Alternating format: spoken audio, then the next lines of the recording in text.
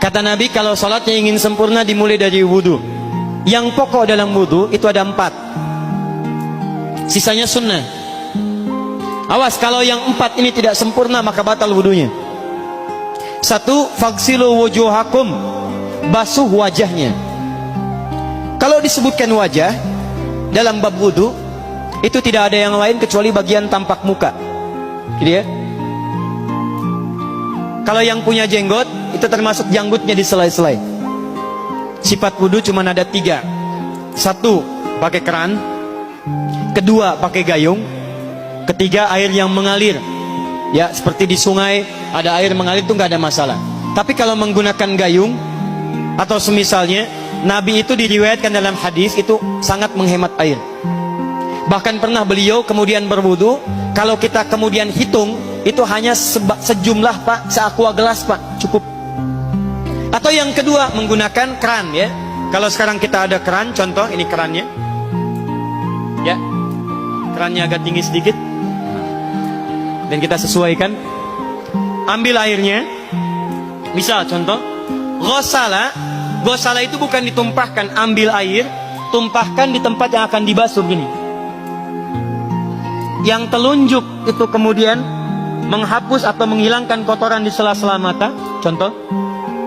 Yang jempol menghilangkan kotoran di sela-sela telinga bagian belakang di sini.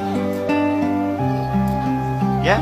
Kalau misalnya saya mulai ambil airnya, kemudian saya tumpahkan di sini. Yang telunjuk membersihkan di jari-jari di sini, di sela-sela mata. Yang jempol kemudian membersihkan di sela-sela di bawah telinga sini. Kemudian selesai. 1. Tahan sebentar ya, ini praktek dulu sebentar. 2. Wa aidiakum ilal marafiq, ini yang sering keliru. Dan tangan sampai siku. Jadi saat kita mengambil air wudhu, ambil airnya, tumpahkan dari sini ilal marafiq sampai ke siku ke sini. Balikan lagi ke depan. Jadi bukan kerannya dibeginikan, sikunya dibeginikan, takut, bukan. Jadi bukan siku diteruskan ke bawah.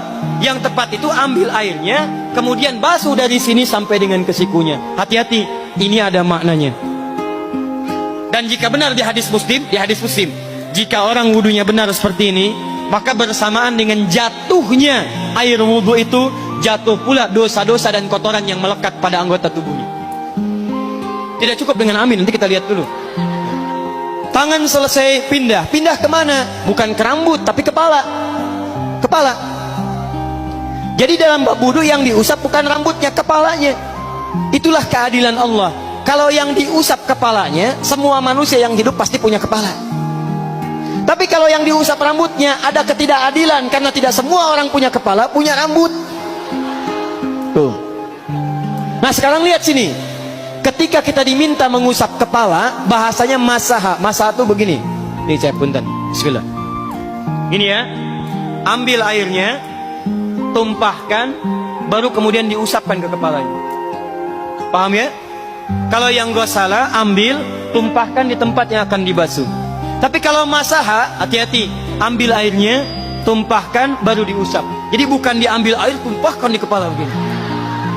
Yang dibasuh kepalanya bukan rambutnya. Jadi kalau ada laki-laki sudah dandan, sisiran, rapi, tiba-tiba keran dibuka, yang diusap cuma rambutnya, ulak. Nah, itu batal wudunya. Tidak sah. Harus diulang. Terakhir kaki dibasuh sampai dengan bagian mata kakinya, dan ini tidak perlu saya terangkan karena mudah bagi kita untuk mempraktekannya. Tapi yang ingin saya jelaskan satu ini saja. Perhatikan baik-baik. Yang 4 ini wajib wudu. Tambahannya sunnah. Niat dimasukkan dalam wajibnya. Lihat sini. Kumur-kumur sunnah. Telinga sunnah. Istinsyak sunnah. Yang 4 ini wajib. Tapi terlepas dari wajib dan sunnahnya, perhatikan baik-baik. Kenapa ini disebut dengan wudu? Dan hebatnya Al-Quran mengistilahkannya dengan toharah. Toharah. Apa itu toharah? Apa itu suci? Toharah. Apa itu toharah? Suci. Apa itu suci? Toharah.